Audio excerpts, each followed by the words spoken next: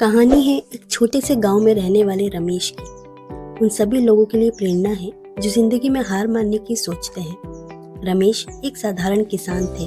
उनका परिवार छोटा था। उनकी पत्नी और 2 बच्चे। उनकी आजीविका पूरी तरह खेती पर निर्भर थी। लेकिन गांव में पानी की कमी और खराब फसलों के कारण रमेश का परिवार गरीबी में जी रहा था।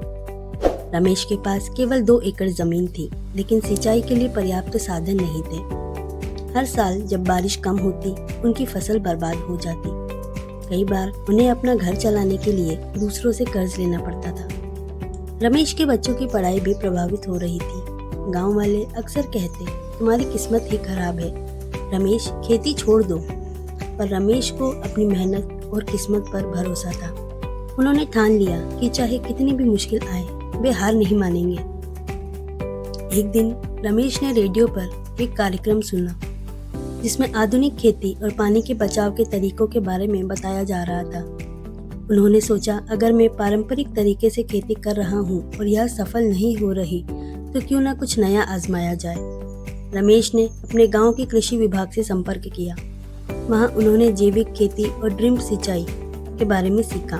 उनके पास पैसे नहीं थे, लेकिन उन्होंने अपनी जमीन के एक हिस्से पर प्रयोग करने की ठानी। उन्होंने कर्ज लेकर ड्रिप सिंचाई का एक छोटा सिस्टम लगवाया और जैविक तरीके से सब्जियां उगाने की शुरुआत की। शुरुआत में लोग उनका मजाक उड़ाते थे। गांव के लोग कहते, यह सब किताबों की बातें हैं, असल जिंदगी में ऐसा कुछ नहीं होता। लेकिन रमेश ने उनकी बातों पर ध्यान नहीं दिया। पहली फसल के बाद ही रमेश की मेहनत रंग ले आई। उनकी सब्जियां ज्यादा तेजी और पौष्टिक थी। धीरे धीरे उन्होंने अपनी सब्जियों को नजदीकी शहर में बेचना शुरू कर दिया। शहर के लोगों को जैविक सब्जियां पसंद आई और रमेश का मुनाफा बढ़ने लगा।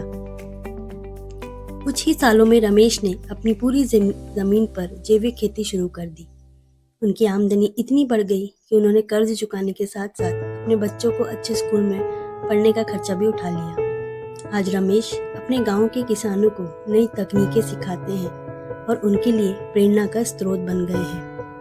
रमेश की कहानी इस बात का सबूत है कि अगर इंसान कड़ी मेहनत, धैर्य और सही सोच के साथ काम करे तो मुश्किल हालात भी बदल सकते हैं। उनकी सोच किस्मत को कोसने के बजाय अपने हालात को बदलो आज लाखों लोगों के लिए प्रेरणा है।